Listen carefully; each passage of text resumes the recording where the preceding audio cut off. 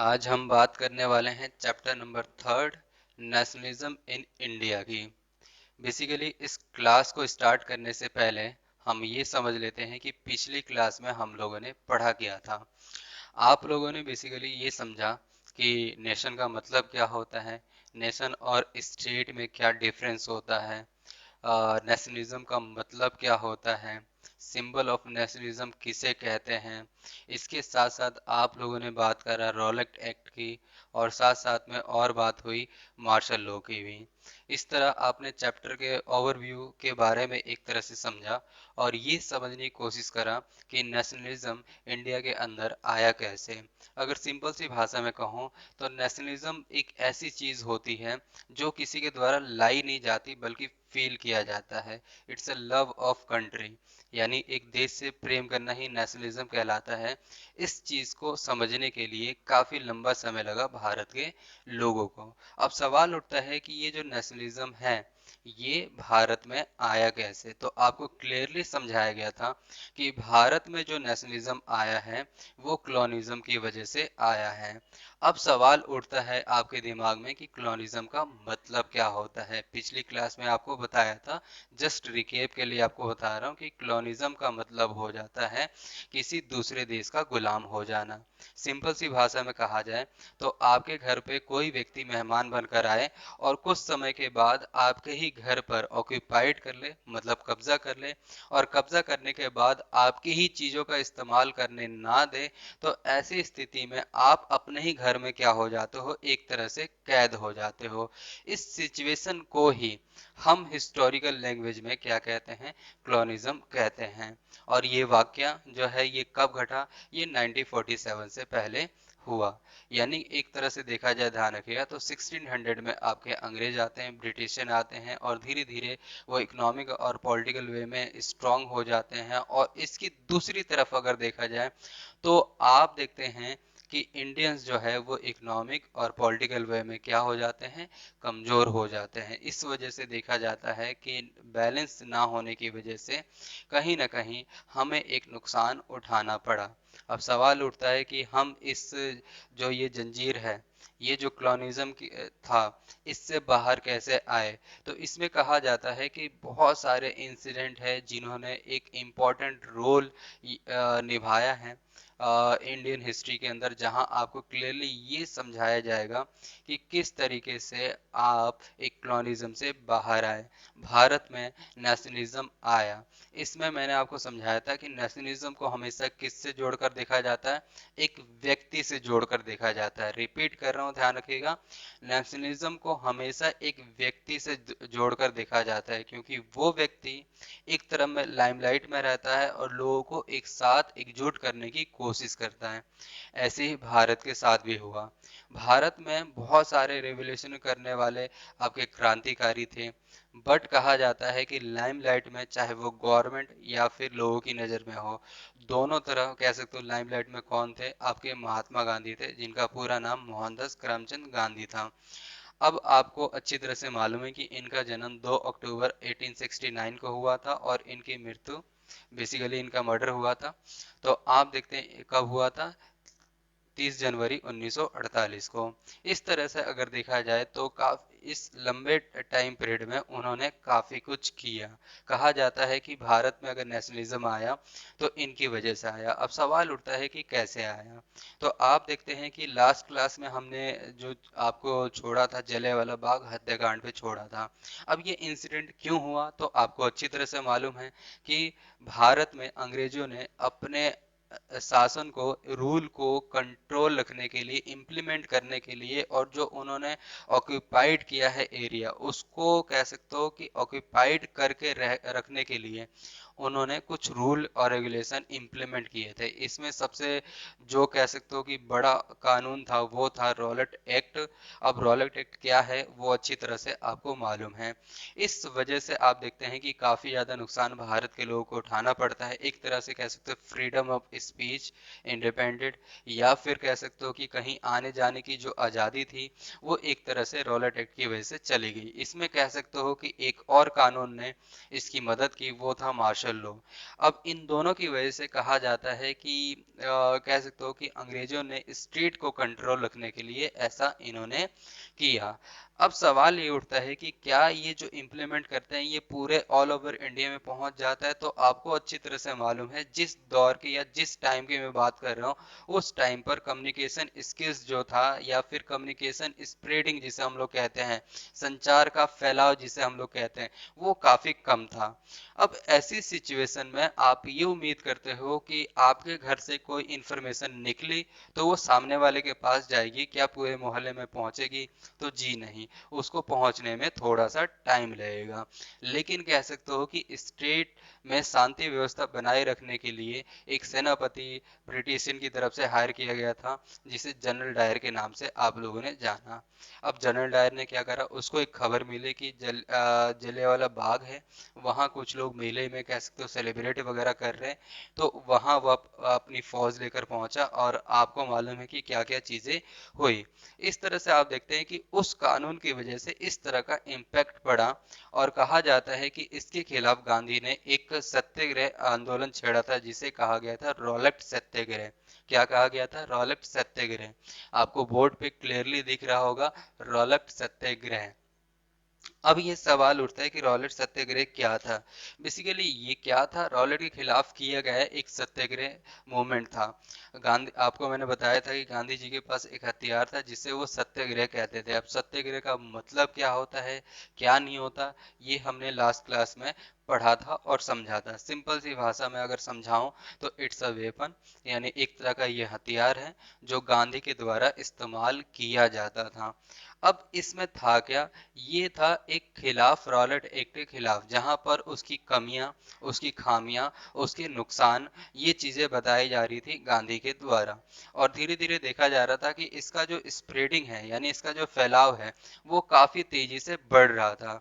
लेकिन अगर इसके फैलाव की बात करें तो ये फैल तो रहा था, लेकिन इतने लार्ज स्केल पे नहीं फैल रहा था कि ये एक नेशनल मूवमेंट के तौर पे खड़ा हो जाए। तो एक चिंता का या फिर कह सकते हो एक टेंशन भरा एक सिचुएशन इस मतलब कह सकते हो क्रिएट हुआ। इस सिचुएशन की वजह से कहा जाता है कि सबसे बड़ा जो नुकसान है वो गांधी को उठाना पड़ा, क्योंकि वो चाहते थे लोगों को एकजुट करना, लेकिन उनके समझ में नहीं आ रहा था कि आखिर क्या किया जाए। मैं रिपीट कर रहा हूं, ध्यान रखिएगा। गांधी सभी लोगों को एकजुट करना चाहते थे, चाहे वो हिंदू हो या मुस्लिम हो, क्योंकि अगर देखा जाता है कॉलोनिज्म का सबसे बड़ा कारण था कि क्योंकि हम यूनाइट नहीं थे। यूनाइट का मतलब होता है कि जब कोई बाहरी व्यक्ति हमला करता है तो उस सिचुएशन में आप सब एक साथ खड़े रहें अपने देश के लिए। लेकिन भारत के अंदर इस चीज की कमी शुरू से लेकर अब तक रही है, और देखा जा रहा है अभी भी वर्तमान सिचुएशन प्रेजेंट टाइम में आप देख सकते हैं कि सिचुएशन बनी हुई है। हमें ऐसा लगता है कि हमें हमारा काम हो गया तो सामने वाले की भैया कोई टेंशन लेने की जरूरत नहीं है। यानी सिंपल सी फिलॉसफी अगर मैं कहूँ, ध्यान रखिएगा, तो यहाँ पर ज्यादातर लोगों को सोचना होता है अपना काम बनता भाड़ में जाए जनता। इस तरह की फिलॉसफी लोगों ने पाल रखी है। इस फिलॉसफी को दूर करना था गांधी को। ये एक सबसे बड़ा कह सकते हो कि उनके लिए एक टारगेट था, एम था कि लोगों को आखिर एकजुट कैसे किया जाए। काफी सोच विचार करने के बाद कह सकते हो एक कमरे में वो काफी टहल रहे थे, कई दिनों तक वो सोचते रहे कि आखिर क्या किया जाए। ये आंदोलन सक्सेसफुल तो है, रॉलेट सत्याग्रह, लेकिन एक नेशनल मूवमेंट नहीं है जहां सभी लोगों को, देश के सभी लोगों के नब्ज को पकड़ा जा सके और उन्हें कह सकते हो मजबूर किया जा सके अंग्रेजों के खिलाफ खड़ा होने के लिए। अब कहा जाता है जब तक ये सोच रहे थे, यहाँ पर एक और इंसिडेंट घट रहा था, क्योंकि इसी टाइम पीरियड में फर्स्ट वर्ल्ड वॉर हो रहा था। उस वर्ल्ड वॉर में कह सकते हो कि ब्रिटेन ने भी पार्ट लिया था, आपका कह सकते हो कि अलायंस की तरफ से। और इसमें आप देखते हैं कि मित्र राष्ट्र की तरफ से उसे जीत भी हासिल हो गई थी।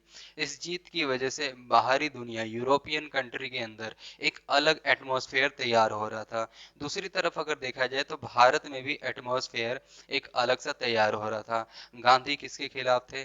गांधी थे अंग्रेजों की जो रूल था, पॉलिसीज थी, उनके खिलाफ थे, क्योंकि उसमें एक्सप्लॉयटेशन दिख रहा था, अत्याचार दिख रहा था। उस अत्याचार को वो दूर करना चाहते थे। सवाल था कि आखिर कैसे किया जाए।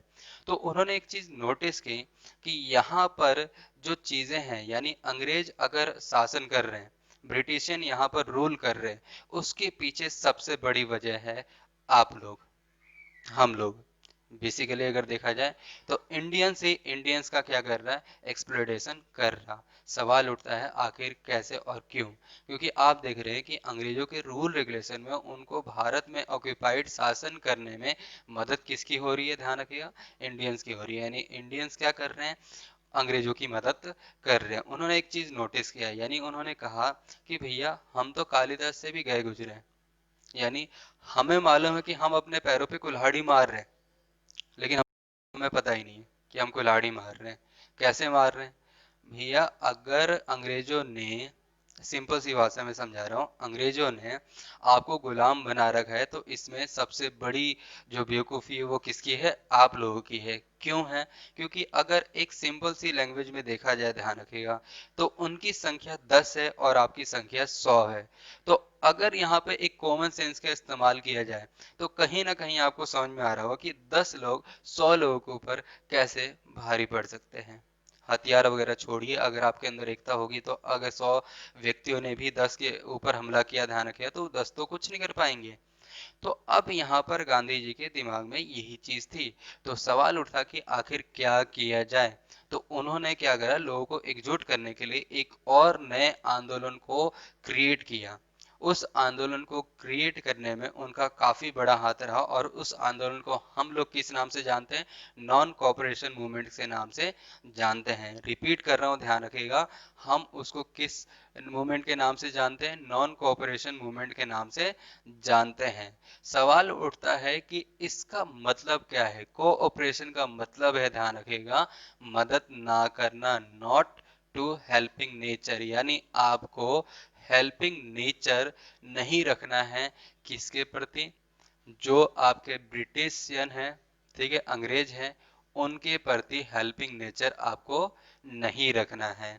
अब यहाँ पर आपके दिमाग में एक क्वेश्चन आया होगा, डेफिनेटली सी बात है कि आया होगा, और मैं जानता हूँ कि आप सोच भी रहे होंगे और पूछना भी चाहते हैं कि भैया ये नॉन कॉपरेशन मूवमेंट होता क्या है। सिंपल सी भाषा में समझाया जाए तो गांधी ने सोचा और समझा, और कह सकते हो एक तरह से थिंकिंग की कि अंग्रेज अगर राज कर रहे हैं तो वो सिर्फ हमारी वजह से कर रहे हैं। अगर हम उनकी हेल्प करना बंद कर दें तो सिंपल सी बात है कि वो जल्द ही हमें आजाद करके चले जाएंगे, क्योंकि इतने बड़े भारत को संभालना उनके बस की बात नहीं है। तो इस तरह से ध्यान रखिए, इस पॉइंट ऑफ व्यू से, इस ऑब्जेक्ट की वजह से, ऑब्जेक्टिव जिसे हम लोग उद्देश्य कहते हैं, उसकी वजह से उन्होंने क्या करा, नॉन कॉपरेशन मूवमेंट को इस्तेमाल किया। अब सवाल उठता है कि इसमें क्या किया जाएगा, नॉन कॉपरेशन मूवमेंट है क्या? तो ये एक ऐसा मूवमेंट है जिसमें ना करना है। ना का मतलब क्या हो गया, ऐसा नहीं है कि जबरदस्ती करना है। नॉन कॉपरेशन का मतलब हो गया कि हेल्प नहीं करनी बस, लेकिन रूल रेगुलेशन जो है वो चल रहे, सिर्फ इसमें क्या है, हेल्प नहीं करनी है। फॉर एग्जाम्पल तौर पे मान लीजिए कि कोई ट्रेन, कोई अंग्रेज ट्रेन से आया और वो क्या करता है कि एक भारतीय को लिए कहता है कि जी आप मेरा सामान उठाइए और लेकर चलिए। तो उस टाइम पर वो क्या कर सकता है, आप अपना सामान खुद उठा सकते हैं, मैं नहीं उठा रहा, आप सीधा सिंपल सी मना कर सकते हो। तो नॉन कॉपरेशन का मूवमेंट का मतलब था मना करना, यानी हेल्प ना करना, किसकी, अंग्रेजों की। तो अगर देखा जाए तो अब वो कौन कौन से तरीके हैं जिनके द्वारा हम हेल्प नहीं कर सकते, तो गांधी ने बताया था नॉन कॉपरेशन का मूवमेंट का मतलब होता है कि surrender of title, surrender of title, जो कि किसके द्वारा दिया गया है, गवर्नमेंट के द्वारा दिया गया है। रिपीट कर रहा हूं, ध्यान रखेगा, कि surrender of title of by the government, यानी अंग्रेजी सरकार के द्वारा जो आपको टाइटल दिए गए हैं, जितने भी टाइटल, बड़े बड़े जो उपाधि, पदवी, चिन्ह आपको दिए गए हैं, सम्मान में दिए गए हैं, उन सबको सबसे पहले आप वापस करें। वापस करने का मतलब सिंपल सी भाषा में है, आप उन्हें बताना चाहते हैं कि आप की चीजें हम लोग समझ चुके हैं, हमें अब मालूम है कि हम अपने पैरों पे कुल्हाड़ी मार रहे हैं, तो मैं इतना बड़ा बेवकूफ नहीं हूँ कि मैं अपने पैरों पे ही कुल्हाड़ी मारूं। उस कुल्हाड़ी को आप वापस कर रहे हो, क्लियर है? किस तरीके से आप क्या कर रहे हो, उनके द्वारा जितने भी टाइटल दिए गए हैं उस टाइटल को आप क्या कर रहे हो, आप वापस कर रहे हो। ओके, तो ये चीज है। तो surrender of title that the government awarded, यानी कह सकते हो जो सरकार के द्वारा दिया गया है उसे आप सरेंडर कर रहे हो। इसके साथ अगर बात की जाए, ध्यान रखिए, गांधी ने कहा था बाइकआउट। बाइकआउट का मतलब क्या है? बहिष्कार कर देना, छोड़ देना, त्याग देना। ओके, अमेंडन कर देना। इसमें क्या है, आप सिविल सर्विसेज जो जो आप कर रहे हैं, आईएएस आईपीएस अगर लगे हुए हैं, ध्यान रखिएगा, तो आप अपनी नौकरी छोड़िए, उनकी हेल्प मत कीजिए। ओके, सिविल सर्विसेज जैसे कहते हैं, उसकी आप हेल्प मत कीजिए। आर्मी में है तो उससे आप बाइकआउट करें। पुलिस में है तो उससे बाइकआउट करें। कोर्ट के अंदर है तो कोई लीगल काम ना करें अंग्रेजों के लिए। लेजिस्लेटिव काउंसिल जो है, यानी नेता वगैरह हैं, उनको मना किया गया है चुनाव ना लड़े। स्कूल वगैरह या कॉलेज हो गया, फॉरेन गुड्स हो गए, ध्यान रखिए, इन सब को बाइकआउट करने के लिए कहा गया है। ओके, तो बेसिकली नॉन कोऑपरेशन का मतलब क्या होता है? बाइकआउट किसका? सिविल सर्विसेज, यानी वो चीजें जो ऑपरेट अंग्रेजों के द्वारा किया जा रहा है और उनसे उनको अर्निंग हो रही है, यानी हमारी वजह से जो हेल्प मिल रही है। तो सिंपल सी लैंग्वेज में आपको समझना है कि हमें वो सभी काम नहीं करना जिसकी वजह से उनको हेल्प हो, उनको अर्निंग हो, वो पॉलिटिकल और इकोनॉमिक वे में ज्यादा स्ट्रांग हो। अगर आपको कमजोर करना है, ध्यान रखेगा, तो उनसे दूरी बनाइए, उनकी हेल्प मत कीजिए, अपने आप को इंडिपेंडेंट करने की कोशिश कीजिए। जितना हो सके, ध्यान रखेगा, अपने लोगों के बीच में रहिए और अपने लोगों की मदद कीजिए ताकि वो इंडिपेंडेंट हो सके, स्ट्रांग हो सके पॉलिटिकल और इकोनॉमिक वे में। तभी जाकर आप कॉलोनिज्म से बाहर निकल पाएंगे। इस ऑब्जेक्टिव की वजह से गांधी ने ऐसा किया कि बाइकआउट किसका करना है? इन सब का करना है। इसके साथ उन्होंने कहा अडॉप्ट डोमेस्टिक गुड्स, यानी अगर आप देश को आत्मनिर्भर बनाना चाहते हैं, इंडिपेंडेंट करना चाहते हैं, वो भी जल्द से जल्द, तो आपको क्या करना होगा? आपको डोमेस्टिक गुड्स जो हैं उनको अडॉप्ट करना होगा। ओके, तो यहाँ चीजें आपको समझ में आ गई कि अडॉप्ट डोमेस्टिक गुड्स, गुड्स का मतलब यहाँ क्या है? सामान। देन उसके बाद क्या है, उन्होंने कहा था promote helping nature for Indians. Indians का मतलब क्या है? आप अपने लोगों की मदद करें। आपको मैंने मना किया है हेल्प करने की, ऐसा नहीं है सबको सबको मना कर दिया है।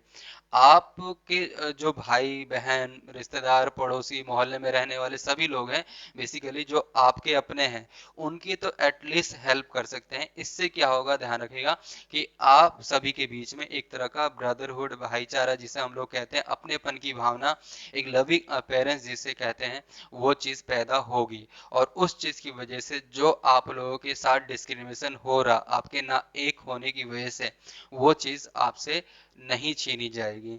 तो इस तरह से ये चीज हुई। So your love with brotherhood, यानी एक तरह से अपना भाईचारा दिखाइए, कोशिश कीजिए, ध्यान रखिएगा, कि लोगों के साथ मिलजुल कर रहें। इस तरह से हम लोग जल्द ही आजाद हो सकते हैं। नॉन कोऑपरेशन मूवमेंट का मतलब यही था। रिपीट कर रहा हूं, ध्यान से सुनिएगा दोबारा, ताकि आप लोग गलती ना करें कि नॉन कोऑपरेशन मूवमेंट का मतलब क्या होता है। तो देखिए, नॉन कोऑपरेशन का मतलब होता है कोऑपरेशन ना करना, यानी अंग्रेजों की हेल्प ना करना। सरेंडर ऑफ टाइटल, यानी जो उन्होंने टाइटल दिए उनको वापस कर देना। जितनी भी आपके सर्विसेज हैं जिसमें आप अंग्रेजों की हेल्प कर रहे हैं, उनके द्वारा ऑपरेट किए गए school, college, legislative, court, police, army है, उन सबको बाइकआउट करें ताकि वो हेल्पलेस हो जाए और मजबूरी में आकर उन्हें जाना पड़े। इसके साथ अडॉप्ट डोमेस्टिक गुड्स, यानी जितना हो सके अपने देश के ही सामानों का इस्तेमाल करें, पड़ोसी का इस्तेमाल ना करें। Promote helping nature for Indians, यानी अगर सिंपल सी भाषा में कहा जाए तो आप अपना एक हेल्पिंग नेचर रखें अपने लोगों के प्रति, ना कि दूसरे के प्रति। फिर show your love with brotherhood, यानी एक अपनेपन की भावना दिखाइए, तभी जाकर आपसे लोग जुड़ना स्टार्ट करेंगे। ओके, तो इसे नोट करें, फिर आगे हम बात करते हैं। नोट कर लिया होगा। अब आगे बात करते हैं। जैसा कि मैंने आपको समझाया था कि नॉन कॉपरेशन मूवमेंट के अंदर क्या क्या चीजें गांधी ने कही थी, यानी किस तरीके से आप कॉलोनिज्म से आप बाहर आ सकते हैं, नेशनलिज्म से कैसे अपना साथ जोड़ सकते हैं, इस तरीके से ये सारी चीजें आपको समझाई गई। अब यहाँ पर सवाल उठता है कि जब ये नॉन कॉपरेशन मूवमेंट स्टार्ट हुआ तो ये एक नेशनल मूवमेंट कैसे बन गया? तो यहाँ पर एक चीज नोटिस करने वाली है कि इस मूवमेंट में ज्यादा से ज्यादा जो पार्टिसिपेट पार्टिसिपेट लोगों ने किया था, इसमें महिलाओं की संख्या सबसे ज्यादा थी, पुरुषों की संख्या ना के बराबर थी। इस तरह से देखा कि किस तरीके से अब सवाल उठता है कि इसकी स्टार्टिंग कैसे हुई। तो जैसा गांधी ने कहा, तो जैसे जैसे लोगों के पास ये मैसेज मिलने लगा, जैसे जैसे ये मूवमेंट आगे बढ़ने लगा, कम्युनिकेशन स्प्रेडिंग होने लगी, तो धीरे धीरे लोगों ने क्या करा कि स्कूल कॉलेज जो है वो छोड़ना स्टार्ट कर दिया। टीचर जो थे, प्रोफेसर थे, उन्होंने यूनिवर्सिटीज़ के अंदर पढ़ाना छोड़ दिया। जो वकील जो लॉयर थे, ध्यान रखिए, उन्होंने कोर्ट जाना छोड़ दिया। यानी पर्सनली लेवल पर अगर देखा जाता है, इंडिविजुअल तरीके से, तो धीरे धीरे लोगों ने क्या करा कि जितना हो सकता था उन्होंने ऐसा किया। लेकिन सवाल उठता है कि क्या इनके करने से आने वाले टाइम में क्या हम नेशनलिज्म के थ्रू देश को आज़ाद करा पाएंगे? इस चीज़ को देखना हमें पड़ेगा। तो अगर देखा जाता है, जैसा मैंने आपको बताया कि इसका इम्पैक्ट क्या पड़ा, तो आप देखते हैं कि स्कूल कॉलेज जो हेडमास्टर है उन्होंने छोड़ना स्टार्ट कर दिया, टीचर्स है उन्होंने रिजाइन कर दिया।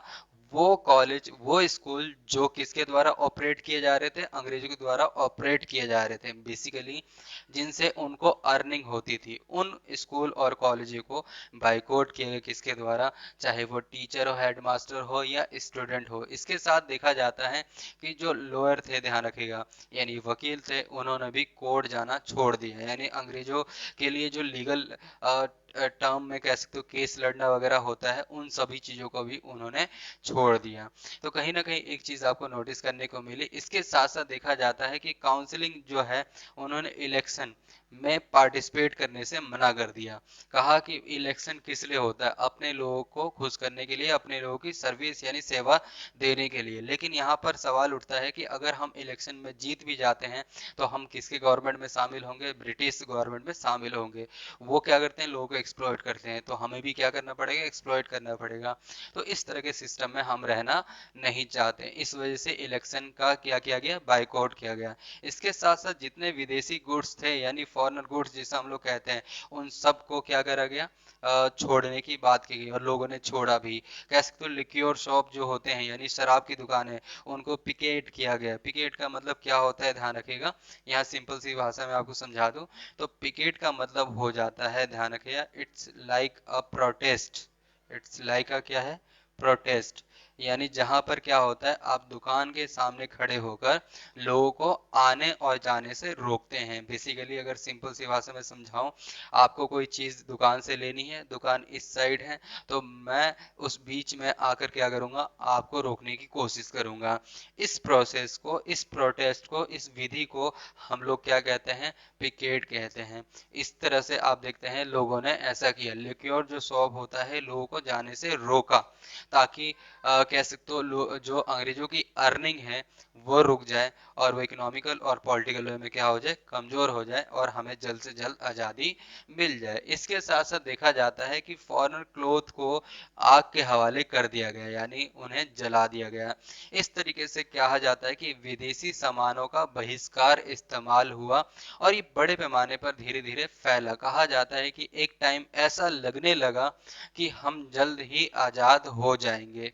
लेकिन कुछ समय के बाद ही जब ये मूवमेंट एक नेशनल मूवमेंट के तौर पे दिखने लगा, लोग बड़े पैमाने पर इसके साथ जुड़ने लगे, तो कहीं ना कहीं एक चीज की कमी दिख रही थी। वो कमी क्या थी? कि इसकी जो रेगुलेटरी जिसे हम लोग कहते हैं, लगातार कंटिन्यूसली उसे हम देख रहे हैं कि वो चीज नहीं हो पा रही थी। क्यों? क्योंकि धीरे धीरे ये फैल तो रहा था, लेकिन जहां भी फैल रहा था वहां कुछ समय के बाद वो खत्म हो रहा था। यानी उसका इम्पैक्ट जो है, ध्यान रखिएगा, था तो, लेकिन इतना नहीं था कि लोगों को एकजुट किया जा सके। इसके पीछे सबसे बड़ी वजह ये थी, ध्यान रखिएगा, कि गांधी कह रहे थे कि adopt domestic goods. Domestic goods अगर वो अडॉप्ट करते हैं, और आपको मालूम भारत में अधिकतर लोग क्या थे? गरीब थे। उनके पास इतनी इनकम जनरेट नहीं होती थी कि वो एक हाई स्टैंडर्ड लिविंग को जी सके। इस तरह से आप देखते हैं कि जो डोमेस्टिक गुड्स होते थे वो हाथों से बनाए जाते थे, और वो काफी महंगे होते थे।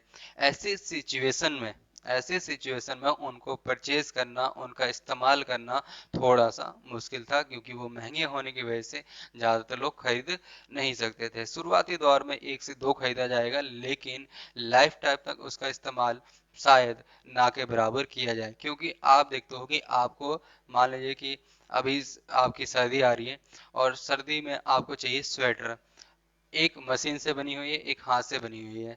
उस और दोनों के बीच कह सकते हो 19-20 का फर्क है। देखने में दोनों में ज्यादा डिफरेंस नहीं लगेगा, लेकिन मशीन से बनी हुई जो आपकी स्वेटर है उसकी कीमत है आपकी 200 रुपये, और जो हाथ से बनी हुई है वो 500 रुपये। ऑब्वियसली सी बात है, सामने वाला क्या सोचेगा कि भाई 200 वाला है, 19-20 का फर्क है, ऑलमोस्ट दिखता तो वैसा ही है, सब कुछ वैसा ही है, तो क्यों ना हम भैया अपने 300 रुपये की बचत कर ले। इस तरीके से आप देखते हैं कि डोमेस्टिक जो गुड्स हैं, ध्यान रखिएगा, उनकी जो वैल्यू है वो घटने लगी।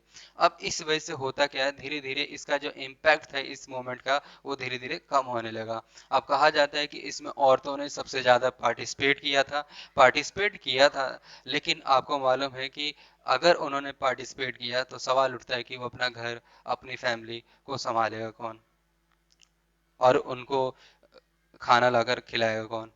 ये बहुत सारे सवाल थे जो उनके पर्सनली एक क्वेश्चन होते हैं, जो आप लोगों के मन में भी उठते हैं, ध्यान रखिएगा।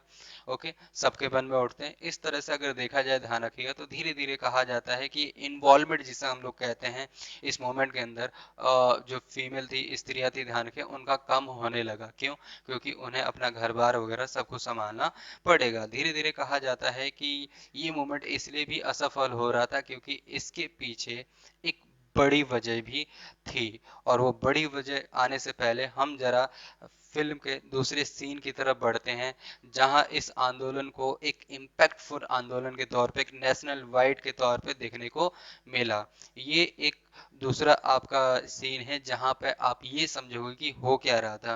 बेसिकली फर्स्ट वर्ल्ड वॉर में जीतने के बाद आप देखते हैं कि यूरोपियन कंट्री के अंदर जो आपके ब्रिटेन के लोग थे, उनकी जो ऑक्यूपाइडेशन जिसे हम लोग कहते हैं, यानी कब्जा करने की जो नीति है, वो काफी खुलेआम तरीके से होने लगी थी।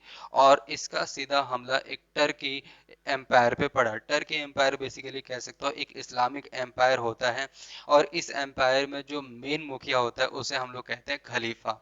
अब इसके जीतने के बाद क्या हुआ, उस एम्पायर को ऑक्यूपाइड कर लिया गया अंग्रेजों के द्वारा, और खलीफा को क्या कर दिया गया, एक तरह से कैद कर दिया गया। जब इसकी इंफॉर्मेशन भारतीय मुसलमानों को मिलती है, किसको मिलती है, रिपीट कर रहा हूँ, ध्यान रखिए, भारतीय मुसलमानों को मिलती है, तो इसे वो धार्मिक आहत होते हैं। क्या होते हैं? धार्मिक आहत, यानी रिलीजियस हर्ट होते हैं। उनको कहना होता है कि वो अपने गुरु की बेइज्जती बर्दाश्त नहीं कर सकते हैं। इसलिए उन्होंने क्या करा, यहीं से पर्सनली लेवल पर अंग्रेजों के खिलाफ एक प्रोटेस्ट स्टार्ट करा। उस प्रोटेस्ट बेसिकली उनके खिलाफ जाना था, इसलिए इस आंदोलन, इस मूवमेंट को क्या कहा गया, खिलाफत मूवमेंट कहा गया। इसमें मोहम्मद अली और शौकत अली जो थे, यानी मोहम्मद ब्रदर्स, इन्होंने एक तरह से इसको खड़ा किया। और कहा जाता है कि ये ऑलमोस्ट जो दोनों मूवमेंट थे, चाहे वो नॉन कॉपरेशन मूवमेंट हो या फिर कह सकते हो कि आपका खिलाफत मूवमेंट हो, ये दोनों एक ही टाइम पर एक तरह से स्टार्ट हुए थे। दोनों का प्रोटेस्ट करने का तरीका थोड़ा अलग था, लेकिन ऑब्जेक्टिव अगर देखा जाए, एम सिर्फ एक था। इसलिए कहा जाता है कि दुश्मन का दुश्मन दोस्त होता है। तो इस तरह से यहाँ पर गांधी ने कहा कि क्यों ना इस आंदोलन को भी शामिल किया जाए, ताकि ये जो आंदोलन है, ये मूवमेंट है, ये एक नेशन वाइड तौर पे रहे। तो इस तरीके से आप देखते हैं कि नॉन कॉपरेशन मूवमेंट के साथ, ठीक है, खिलाफत मूवमेंट को भी जोड़ा गया। किसको जोड़ा गया? खिलाफत मूवमेंट को भी जोड़ा गया। इस आंदोलन के जोड़ते ही लगने लगा कि हम जल्द ही आजाद हो जाएंगे, लेकिन वो नहीं हो पाया, क्योंकि मैंने आपको बताया था एक बड़ी वजह थी। उस बड़ी वजह का जो संबंध है वो इस जगह से है। किससे है? इस जगह से, चौरी चौरा।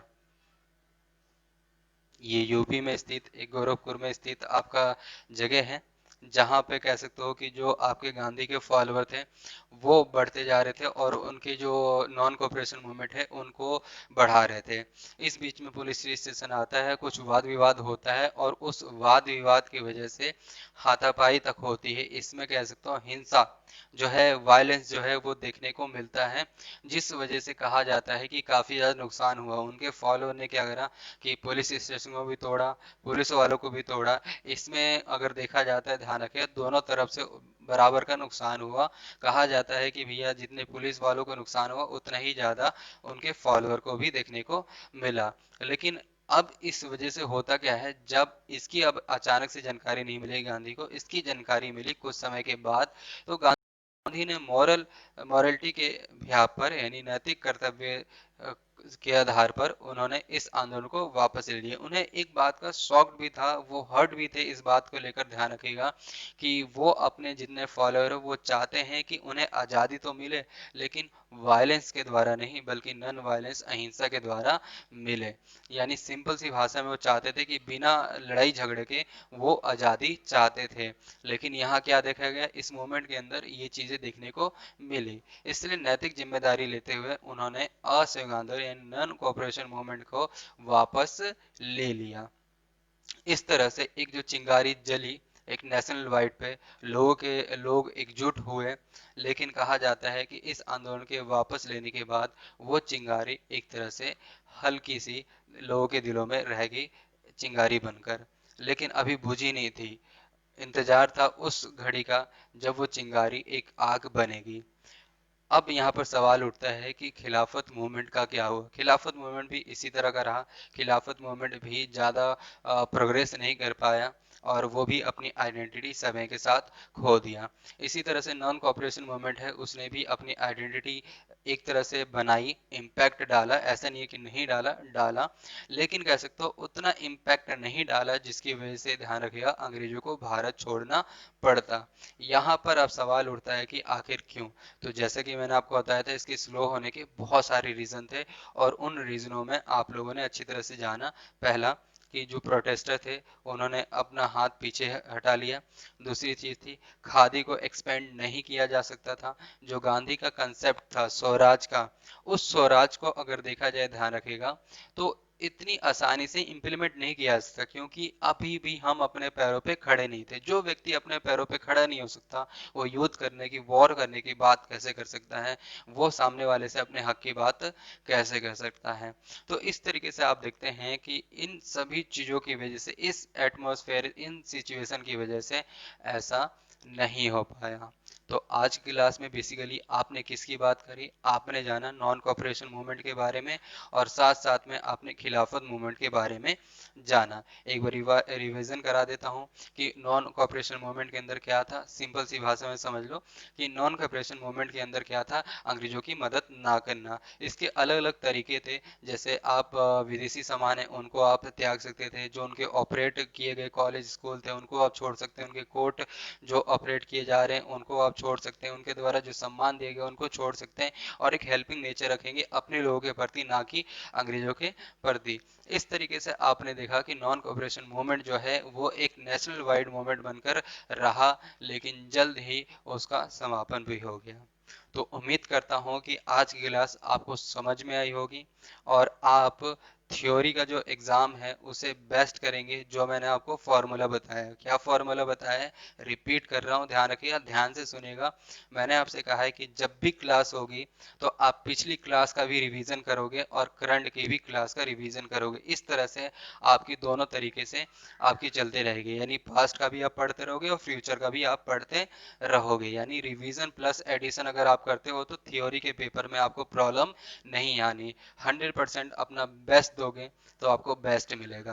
तो अगर आप अपना बेस्ट चाहते हैं तो आज अपने बेस्ट देना है। जो चीज़ें आज आपको पढ़ाई है उस चीज़ को आप घर पर रिवाइज कर लेना, और अगर कोई डाउट वगैरह होता है तो आप मुझसे कांटेक्ट कर सकते हैं। अलग अलग प्लेटफॉर्म हैं, आपको अच्छी तरह से मालूम है, बताने की ज़रूरत नहीं है। आप उन तरीकों से आप मुझसे कांटेक्ट कर सकते हैं। अगर कोई भी डाउट होता है तो आप मुझे याद कर सकते हैं। तो उम्मीद करता हूँ कि आज की क्लास आपको समझ में आई होगी। मिलते हैं अगली क्लास में। अगले कंसेप्ट के साथ, अगले टॉपिक के साथ, और इस चैप्टर को कोशिश करेंगे कि ख़त्म कर दें, ताकि एक नए चैप्टर की शुरुआत हो एक नए सेशन के साथ। Okay, bye.